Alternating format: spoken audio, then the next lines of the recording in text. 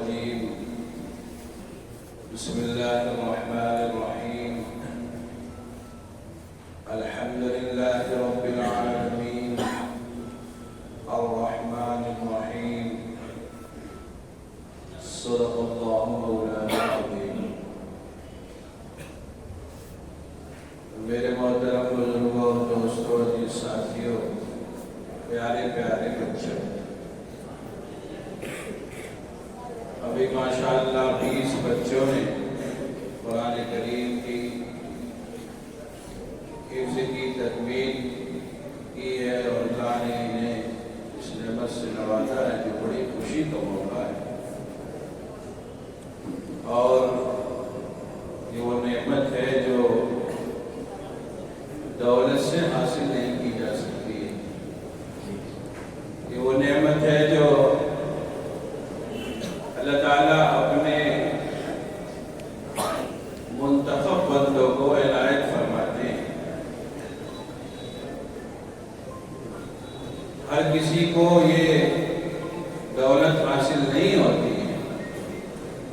اب جو بچے حافظ قرآن ہوئے ہیں اور جو ان کے اہل خانہ ہیں، گھر کے لوگ ہیں، ان کے لیے بڑی خوشی اور مسرت کی بات ہے. انہیں خوش بھی ہونا چاہیے اور اللہ کا شکر بھی ادا کرنا چاہیے، اس لیے کہ اللہ تعالیٰ فرماتے ہیں جب نعمت دی جاتی ہے اور تمہارے اندر شکر پیدا ہوتا ہے تو ہم نعمت میں اضافہ فرما دیتے ہیں. نعمت کے حصول کے بعد منعم کی یاد آ جائے تو یہ کمال بندگی ہے. کسی نے آپ کو کوئی چیز دی، دینے والے کی یاد نہیں اگر آئی تو یہ بہت ہی غلط بات بھی ہوگی، اور جو حق تھا وہ حق بھی ادا نہیں ہوگا. اس لیے کہ انسان احسان کا بندہ ہے، وہ کسی سے بھی اس کے اوپر کرم فرمائی ہو تو اس کو ایک مرتبہ شکریہ ضرور بول دیتا ہے. چھوٹی چیز ہو، چھوٹے کام کی اس نے آپ کی ہیلپ کر دی تو آپ اس کو شکریہ بولتے ہیں. اور یہ انسان کے اندر اللہ تعالیٰ نے خاصیت بھی رکھی ہے کہ انسان احسان کا بندہ ہوتا ہے. اب اللہ تعالیٰ کا یہ فضل اور کرم بہت بڑا والا ہوا ہے، تو اس لیے جو بچے حافظ ہوئے ہیں اور جو ان کے گھر کے لوگ ہیں انہیں اللہ کا شکر خوب ادا کرنا چاہیے. شکر کے کئی معنی ہیں. ایک شکر تو یہ ہے کہ زبان سے کہتی گئی بات، ایک شکر یہ بھی ہے کہ نعمت دینے والے مالک اور خالق کی ناراضگی سے بھی بچا جائے. اس کی مثال آپ کو دے دیں، آپ کسی فرم اور کمپنی میں کام کر رہے ہو اور مالک کو ہر وقت شکریہ شکریہ کہتے ہو اور مالک کی بات کی آپ نافرمانی کرتے ہو، مالک کے حکم کو توڑتے اور چھوڑتے ہوں گے تو یہ شکر نہیں ہوگا بلکہ بغاوت کہی جائے گی. ایسے ہی اللہ تعالیٰ کا حکم جو آیا ہوا ہے، رسول اللہ صلی اللہ علیہ وسلم کی جو باتیں ہم تک پہنچی، جو آپ کے اخلاق و کردار ہم تک پہنچے، جو آپ کا طریق ہمیں ملا، جو آپ صلی اللہ علیہ وسلم کی حیات طیبہ ہم سب کو ملی، ہمیں پتہ چلی، ہمیں بتائی گئی، ان باتوں پر عمل کی کوشش کرنی چاہیے. اور اگر شکر ادا نہیں ہوا تو پھر فرماتے ہیں جو ہماری یاد سے ہٹ جاتے ہیں، ناشکری کرتے ہیں تو نعمتیں تنبیہ کر دی جاتی ہیں. تو جو دوست احباب آئے ہیں سب کے لیے یہ بات ہے. یہ تو بچوں کا معاملہ ہے، ہمارے ساتھ بھی تو اس مالک اور خالق کا ہر وقت انعام والا معاملہ ہی ہے. صبح اٹھے اس مالک کی نعمتیں خوب اڑائے، اس نعمت کا، اس مالک کی دی ہوئی نعمتوں سے خوب فائدہ اٹھایا، اس مالک کی پیدا کی ہوئی ہمارے اندر کی صلاحیت کو ہم نے خوب استعمال کیا. چل کر آئے، بولتے ہیں، دیکھ صدقہ ہی دیا ہوا سب بانٹ ہوتا ہے، اب مالک کا شکر کتنا ہو؟ صدقہ کام ہے نا۔ اللہ تعالیٰ فرمائے قرآن میں کہتے ہیں تم ہماری نعمتوں کو شمار کرنا چاہو تو شمار نہیں کر سکتے ہو۔ وَإِن تَعُدُّوا نِعْمَةَ اللَّهِ لَا تُحْصُوهَا، ہماری تم پر اتنی نعمتیں لگی ہوئی کہ تم ان کو شمار بھی نہیں کر سکتے ہو۔ تو میرے بھائیوں، یہ بچوں کو جو نعمت ملی ہوئی ہے اور جتنے چچے آئے ہیں ہم سب کو بھی نعمت جو ملی ہوئی ہے کہ ہمارا یہ جسم، ہماری یہ باڈی، ہمارا یہ نظام پورا صحیح سے چل رہا ہے، تو ہمارا حق ہے کہ ہم اللہ کو یاد کریں، اللہ کے حکم کے مطابق چلیں، صبح نماز پڑھنے کے بعد تلاوت کا اہتمام کریں، تسبیحات کا اہتمام کریں، تذکیر و تحمید کا اہتمام کریں، اس کے علاوہ تمام منہیات سے بچنے کی کوشش کریں۔ منہیات سے بچنا نہیں ہو پاتا ہے، گناہوں سے بچنا نہیں ہو پاتا ہے۔ کوئی کہتا ہے عمر کا تقاضا ہے، کوئی کہتا ہے مال کا معاملہ ہے، کوئی کہتا ہے کہ دنیا ایسے چل رہی، کیا بتائیں مولوی صاحب؟ نہیں، ہمیں ایک حکم ملا ہوا ہے، ہمیں ایک راستہ ملا ہوا ہے، ایک طریق ہمارا طے ہے، وہ صراط مستقیم ہے۔ دنیا کسی اور راستے پر چلے، کسی اور طریق پہ چلے، اس سے ہم کو کچھ لینا دینا نہیں ہے۔ ایک راستہ طے ہے جس پر ہمارے نبی صلی اللہ علیہ وسلم چل کے گئے، ان کے صحابہ چلے، ان کے بعد کے گناہوں کے تمام جو گناہ آج تک آئے ہوئے سب اسی طریق پر چلے ہیں۔ ہمارا بھی کام وہی ہے کہ ہم اسی نہج پہ چلیں، اسی راستے پر چلیں۔ دوسرے کسی راستے پر چلنے کی، کسی اور کی پیروی کرنے کی، کسی اور کی اقتدا کرنے کی، کسی اور کی بات مان لینے کی ضرورت نہیں ہے۔ ایک راستہ موجود ہے، راستے پر چلا ہوا رہبر بھی موجود ہے، رہبر کی تمام چیزیں بھی محفوظ ہیں جو ہم تک بتائی گئی، ہم تک پہنچائی گئی، ہمیں سنانے والے لوگ آتے رہے۔ اب ہمارا کام ہے کہ ہم اسی راستے پر چلیں، چاہے مال آئے، چاہے عزت اور نام و نمود بڑھ جائے، چاہے غربت ہو، چاہے علم میں اضافہ ہو جائے، چاہے جاہل کے جاہل رہیں، راستہ تو ایک ہے جس پر ہم سب کو چل کر جانا ہے۔ دنیا سے اللہ تعالیٰ نے قرآن میں فرمایا کہ تمہیں اکثریت سے کیا لینا دینا، تمہیں اکثریت سے کیا لینا دینا۔ تم کہو کہ 90% آبادی ادھر جا رہی تو ہم سے اس سے لینا دینا نہیں۔ اللہ نے فرمایا کہ وَإِن تُطِعْ أَكْثَرَ مَنْ فِي الْأَرْضِ يُضِلُّوكَ عَنْ سَبِيلِ اللَّهِ، تم اگر اکثریت کے پیچھے بھاگو گے تو رائے راست سے بھٹک پڑو گے، رائے راست سے ہٹ جاؤ گے، سیدھے راستے سے تم اتر جاؤ گے۔ اس لیے سب لوگ ادھر جانے ادھر جانے کی ضرورت نہیں ہے۔ ہمارے پاس نظام ہے، شریعت ہے، صاحب شریعت موجود ہیں اور ان کی باتیں سنانے والے، بتانے والے افراد موجود ہیں، جگہ موجود ہیں، اس کے قلعے موجود ہیں۔ ہمارا کام یہ ہے کہ ہم صحیح راستے پر چلیں، اور صحیح راستہ اگر نہیں پتہ چل رہا ہے، بہت زیادہ جو ہے اس پر دھول جمی ہوئی ہے، بہت زیادہ فوگ ہے، ٹھنڈی کا موسم، آپ کے ساتھ راستہ نہیں دکھ رہا ہے، تو آپ ڈرائیور کو پکڑیے اور راستہ آپ کو چلا۔ لیکن مسئلہ یہ کہ اس کی طرف نہ طبیعت چلتی ہے نہ چلنے کا ارادہ ہوتا ہے۔ ہر کسی کے پاس ہمیں سے بہانے موجود ہیں، بہانے بنا بنا کر اپنے نفس کی خواہشات کی تکمیل میں لگے ہوئے، اپنے نفس کی پیروی میں لگے ہوئے۔ اصل مسئلہ یہ ہے، ورنہ کرنا چاہتے تو کام کتنی آسانی سے کر لیتے ہیں۔ ایک شخص ان کا دکان کھولنا چاہتا ہے، سب نے کہا اس کی دکان تو ہے ہی نہیں،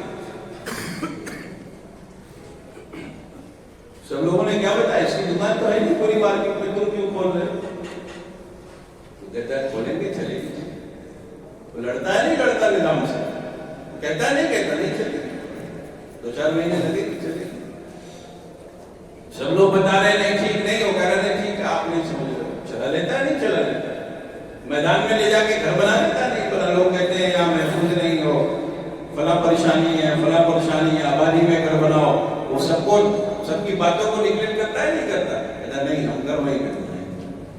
تو میں یہ بات اس لیے بتا رہا ہوں کہ ہم جب کوئی کام کرنا چاہتے تو کر لیتے ہیں، وہاں اکثریت کی مخالفت کا جو ہے کبھی ذہن و دماغ میں خیال بھی نہیں آتا کہ لوگ کیا کہیں گے، اپنا کام کر لیتے ہیں۔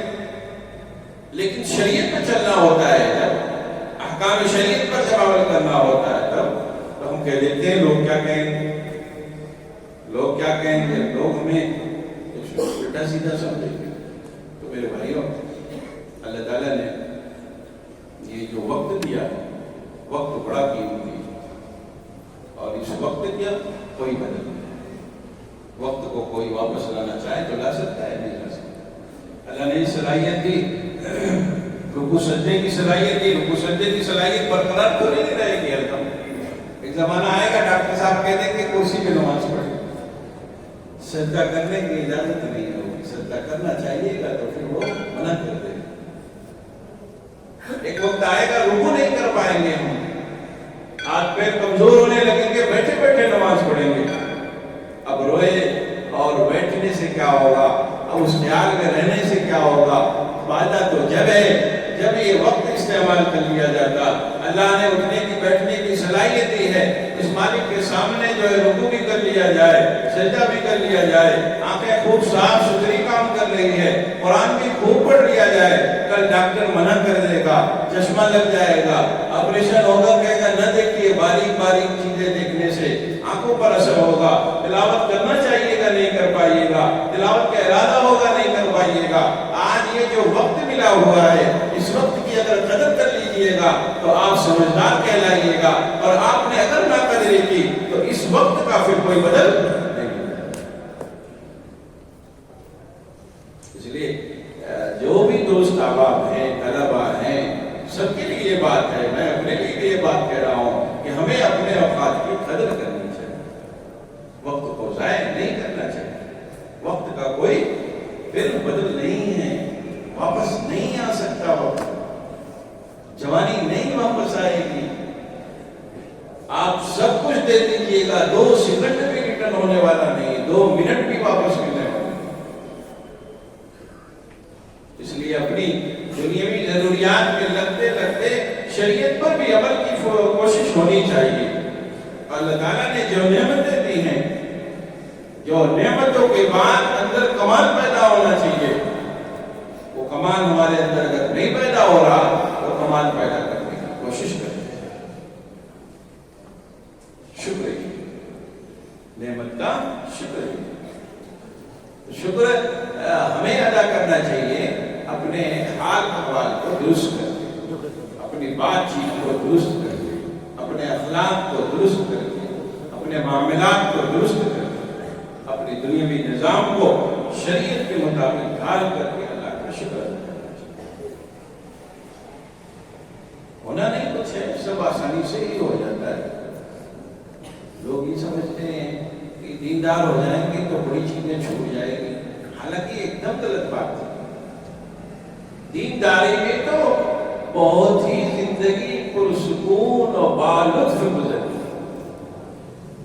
نہیں ہو تو علماء کے نبی حضرت تھانوی رحمۃ اللہ علیہ نے فرمایا کچھ دن کے لیے دیندار بن کے دیکھو کتنا آرام ملتا ہے، کچھ دن کے لیے دیندار بن کے دیکھ لیں کتنا اچھا ہمیں محسوس ہوتا ہے۔ تو اگر انسان دیندار بنے گا تو اس کو خود اس کا فائدہ ملے گا۔ اور یہ بات ہم نہیں، یہ بات تو اللہ تعالیٰ نے قرآن کریم میں ارشاد فرمائی کہ لَهُمُ الْبُشْرَىٰ فِي الْحَيَاةِ الدُّنْيَا الَّذِينَ آمَنُوا وَكَانُوا يَتَّقُونَ کے بعد کیا فرمایا؟ لَهُمُ الْبُشْرَىٰ فِي الْحَيَاةِ الدُّنْيَا وَفِي الْآخِرَةِ۔ فرمایا ہمارے اگر بن جاؤ گے تو ہمارے بننے کی وجہ سے تمہاری زندگی ہم بڑی شاندار کر دیں گے، دنیاوی زندگی بھی اچھی ہوگی اور اخروی زندگی بھی اچھی ہوگی۔ دنیا میں بھی فوائد ملیں گے، آخرت میں بھی اس کا فائدہ عظیمہ ملے گا۔ دنیا بھی آپ کی اچھی رہے گی، آپ کے بال بچے فرما بردار ہوں گے، آپ کے ماتحت آپ کی باتوں پر عمل پیرا ہوں گے، آپ کے لوگ آپ کی باتوں پر آمین آمنا صدقنا کہیں گے۔ وہ کب ہوگا؟ جب آپ اپنے مالک حقیقی کے ہر حکم پر چلنے کی کوشش کریں گے، جب آپ کی زندگی میں شریعت ہوگی تو پھر یہ آپ کی زندگی جو دنیاوی زندگی ہے وہ بالغ نہیں تو آپ دیکھو سب کچھ ہے، بے چینیاں ہیں، بیوی الگ ناراض، بچے الگ ناراض، کون سی چیز ہے دین زندگی میں؟ پورا گھر ٹوٹا پھوٹا ہوا ہے۔ دور سے تو ہم لوگ سمجھتے ہیں بڑا اچھا نظام، بڑا اچھا نظام، اندر سے وہ بیچارہ بکھرا ہوا رہتا ہے، اندر سے کیا رہتا ہے؟ بکھرا ہوا رہتا ہے۔ اب اگر زندگی میں دین ہوگا تو ہر کسی کا وہ حق ادا کرے گا، ہر کسی کو معافی کا جذبہ اندر سے پیدا ہو جاتا ہے۔ ولی کی تعریف لکھی، علامہ مالوسی رحمۃ اللہ نے تعریف کیا تھا، فرمایا کہ الولی لا ینتقم، ولی کبھی انتقام نہیں لیتا۔ اب سوچو کتنا بڑا طبقہ ہمارے یہاں ہے جو انتقام کی آگ میں اپنے کو جلاتا رہتا ہے۔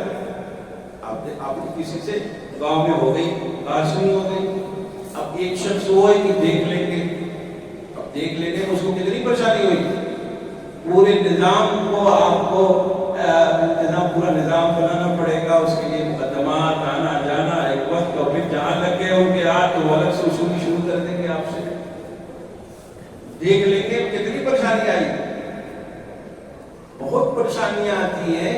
اور بعض جگہوں پر تو خاندانی جھگڑے چلتے ہیں، ابا لڑکے نے بیٹے کو وراثت میں ملا ہوا کیا ہے، دیکھ لینا ہے، بس اتنا ہی ہے اور کچھ نہیں۔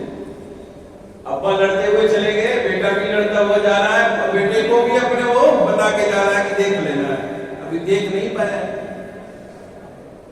اور ایک شخص ایسا ہے جس کو اللہ کا تعلق اور محبت حاصل ہے، شریعت پر چلتا پھرتا ہے، اسی میں گرتا اٹھتا چلتا ہے، تو اب اس سے کسی سے جھگڑا ہوا تو خود ہی معافی مانگنا چاہیے ہوتا ہے، غلطی ہمیں سے، حالانکہ اس کی غلطی نہیں، حالانکہ اس کی غلطی نہیں، غلطی اسی کی ہے، لیکن جب اسے تعلق حاصل ہوا تو یہ خود کہتا ہے کہ اچھا ہمیں سے غلطی ہوئی، معاف کر دی، ختم ہو گئے، 2 منٹ بھی نہیں لگے، جو 2-3-4 نسلوں میں چل رہا ہے جھگڑے، وہ 2 منٹ میں ختم ہو گئے۔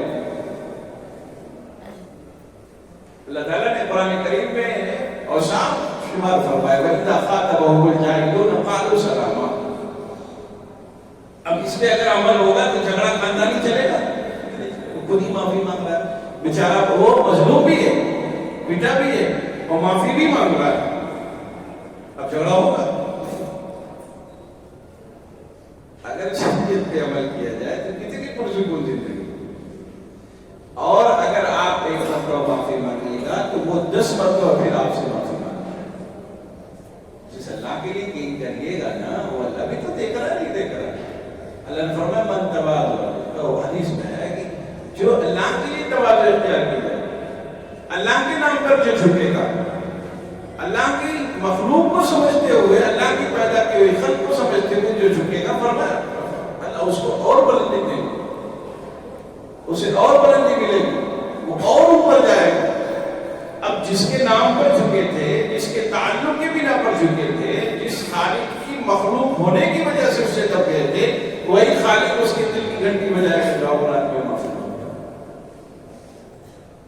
اب وہ پھر دوسرے وقت میں آئے گا، نہیں کی غلطی تو مجھ سے ہوئی تھی، غلطی مجھ سے ہوئی تھی، مجھے معاف کرنا۔ وہ کہے گا حضور کیا بات ہے، وہ کہے گا نہیں معاف کر لو۔ ایک واقعہ ہمیں یاد ہے، بس بات بانی مدرسہ مولانا شاہ عبدالغنی صاحب پھولپوری نور اللہ مرکز، جو اس مدرسے کے بانی ہیں، جو اس مدرسے کی بنیاد رکھنے والے ہیں، میں سوچتا ہوں کہ اللہ تعالیٰ نے اپنے اکابرین سے کیسا کیسا کام کیا۔ ایک چھوٹی سی جگہ پر مدرسہ شروع ہوا، مدرسہ بیت اللہ، آج الحمدللہ عالم بھی ہو رہے ہیں، اور 60 بچے، 70 بچے، 65 بچے، 55 بچے سال میں حافظ بھی ہو رہے ہیں۔ چھوٹی سی جگہ میں شروع ہوئے، کتنی اللہ کے نام پر اللہ کے تعلق کتنا مضبوط تھا کہ اللہ نے ان کے کاموں کو کتنا قبول کیا۔ آج تو کوئی چیز کی جاتی ہے 3 مہینے بعد ختم ہو جاتی ہے۔ 97 سال قریب ہو گیا مدرسہ بیت اللہ کی بنیاد رکھی، اور انہی اکابرین کی دعاؤں کا اثر ہے جو بچے آج حافظ بن رہے ہیں، اور جو بچے کے جو ہے یہاں پر پڑھنے کا ماحول ملا ہوا ہے، نظام بنا ہوا ہے، جو ہم سب اس میں لگے ہوئے ہیں، انہی کی دعاؤں کا سبب ہے۔ جو ہمارے اکابرین گزرے ہیں، ان کی دعائیں ہیں، ان کی یہاں پر اللہ سے آہو فغاں ہے، رونا دھونا ہے، معافی ہے، اللہ سے رو رو کے دعائیں مانگنا ہے، سجدے کرنے ہیں، اور تہجد پڑھی گئی، اسی کی برکت ہے یہ سب ہے، اسی کی سب برکتیں دکھ رہی ہیں۔ تو حضرت پھولپوری رحمۃ اللہ علیہ کا واقعہ مجھے آیا جاتا ہے، اس بات پر کہ اللہ تعالیٰ پھر کیسے اس کو ایک مرتبہ کسی کو حضرت نے کسی کام کی وجہ سے سخت سست کہہ دیا. کام کرنے والا تھا, کام کرنے والوں کو تو یوں ہی بھی کہتے رہتے ہیں جب تک اس کو بولیے گا نہیں, جب تک وہ شروع نہیں ہوتا ہے. بہرحال وہ بات صحیح نہیں ہے, ہر آدمی انسان ہے, انسان کی قدر ہونی چاہیے. تو کسی بات پر حضرت نے اس کو سخت سست فرمایا, تو پھر رات جب ہوئی تو حضرت اس کے گھر چلے گئے. اس جو کام کرنے والا مزدور تھا اس کے گھر گئے, رات میں اس کی ٹوٹی بن جائے گی. وہ نکلا تو حضرت کو دیکھا. اچھا حضرت جو تھے سب کو جو ہے محبوب تھے بہت, ہر کوئی ان کو غیر مسلم جو ہمارے یہاں اردو کے سب ان کو بابا بابا کہتے ہیں. اور مسلمانوں میں جو لوگ تھے جو بڑے عمر کے تھے ان کو بڑے مولوی صاحب کہتے تھے, اور جو لوگ ان کے شاگردوں میں سے تھے, میری مطالبین میں سے تھے, وہ حضرت تھے. تو جب دیکھا تو اس نے کہا بابا یہاں کیسے آپ آ گئے؟ کہا نہیں, وہ دوپہر میں جو صبح بات ہوئی تھی ہم نے تمہیں سب کچھ کہہ دیا تھا, ہم تم سے معافی چاہیں گے. اب وہ تو ایک دم دگا رہ جائے گا. آپ کا کوئی کام کرنے والا ہروا چروا اور آپ اس کو صبح میں کچھ بول دیں اور شام میں اس کے گھر جائیں تو وہ کیا سمجھے گا؟ اس کو تو کچھ سمجھ ہی نہیں آ رہا. ارے بابا کیسی بات کہہ رہے ہیں؟ وہ جو ہم نے تم کو کہا تھا تم ہمیں معاف کر دو. کہنا نہیں کوئی بات نہیں, آپ نے کہا نہیں, جب تک تم اس زبان سے اپنے نہیں کہو گے کہ ہم نے تم کو معاف کیا تب تک دیکھو میں تمہارے دروازے سے جاؤں گا. جب اس نے یہ بات کہی, کہا اچھا جب آپ کہی رہے ہیں تو کہہ دیتے, ورنہ آپ کی بات تو سب ہم لوگوں کے لیے سر آپ کو پر ہے. لیکن پھر جب اس نے اپنی زبان سے یہ بات کہی کہ ہاں ہم نے معاف کیا, تب حضرت مجبوری رحمۃ اللہ علیہ واپس گھر خانقاہ تشریف. جب اللہ کا تعلق ہوگا, اللہ کے حکم پر چلنا آ جائے گا, تو پھر آپ کو دنیا کی تمام چیزیں اچھی بھی لگیں گی اور آپ کی اپنی زندگی بہت خوشگوار ہو جائے گی. ان چیزوں پر انسان مہینوں مہینوں سالوں سالوں پھنسا رہتا ہے, وہ چٹکیوں میں حل ہو جاتے ہیں. فرماتے ہیں کہ ہم تمہارے ہر امر کو آسان فرما دیں گے اگر تم نے ہمارے حکم کے مطابق زندگی گزاری. یجعل لہ من امرہ یسرا, قرآن کے اللہ نے فرمایا کہ تم اگر تقوی اختیار کرو گے, نیک اور صالح بندے ہمارے بنو گے, تو ہم تمہارے ہر کام کو آسان کریں گے. یعنی تمہارے اندر وہ کمال پیدا ہوگا کہ الجھو گے نہیں, اور ہر چیز آسان ہو جاتی ہے, آسان سے آسان اور آسان سے آسان تر ہو جاتی ہے. اس لیے میرے بھائیوں, جو طلبہ ہیں اور جو بچے حافظ ہوئے, سب کے لیے یہ بات ہے کہ ہمیں شریعت پر چلنے کی کوشش کرنی چاہیے اور اپنا ایک رہبر بنانا چاہیے, اپنا ایک مربی بنانا چاہیے, اپنا ایک مشیر کار بنانا چاہیے, اپنا ایک مخلص دوست بنانا چاہیے. جیسے ہم اپنا فیملی ڈاکٹر رکھتے ہیں, ایک خاص ڈاکٹر سے ہمارا رابطہ ہوتا ہے, جیسے ہمارا ایک وکیل ہوتا ہے, جیسے ہمارا ایک خاص مشیر کار دنیاوی اعتبار سے سی اے جو مالدار جاری حضرات ہیں بلکہ سی اے ایک الگ سے ہوتے ہیں, ویسے ہی ایک آپ کا مخلص, ایک آپ کا محب ایسا دوست ہونا چاہیے جس سے آپ اپنی باتوں کا مشورہ کر سکیں, جس کے حکم سے اپنی زندگی کو چلا سکیں, جس کے نگرانی رہتے ہوئے اپنے زندگی کے ایام کو گزارا جا سکے. جب تعلق مضبوط ہوگا, وہ رہبر جو ہوگا, رہبر تو آپ کو منزل تک کھینچ کر نہیں لے جائے گا, لیکن رہبر تو بس آپ کو راہ بتا دے گا. راہ جو چلنا ہوتا ہے وہ مسافر کا کام ہوتا ہے, رہبر جو ہوتا ہے وہ تو راستہ بتاتا ہے. راہ رو اصل جو ہے اسے راستہ پتہ کرنا ہوگا, راہبر تو بس بتا دیتا ہے راہ. راہ چلنا راہ رو کا کام ہے, راہبر تو بتا دے گا. جو آپ کا مشیر ہوگا, جو آپ کا دوست ہوگا, جو آپ کا ایک تعلق جس سے ہوگا, جس سے آپ دینی معاملات میں مشورہ کیجیے گا, وہ راستہ بتائے گا. چلنا آپ کا کام ہے, اس چیلنج کو قبول کرنا آپ کا کام ہے. وہ آپ کو ہاتھ پکڑ کر نہیں پہنچائے گا, راستہ دکھائے گا. تو ایک کسی سے تعلق مضبوط ہونا چاہیے, اس کے رابطے میں رہنا چاہیے, اس کے مشورے پہ عمل ہونا چاہیے. تو انشاءاللہ العزیز یہ دنیاوی زندگی بہت ہی شاندار گزرے گی. اور جو آپ کے اپنے حال احوال ہیں, اللہ نے چاہا آپ کے اندر اگر جذبہ پیدا ہوا صراط مستقیم پر چلنے کا, تو اللہ تعالیٰ اس کو آسان. اور دور دور رہیے گا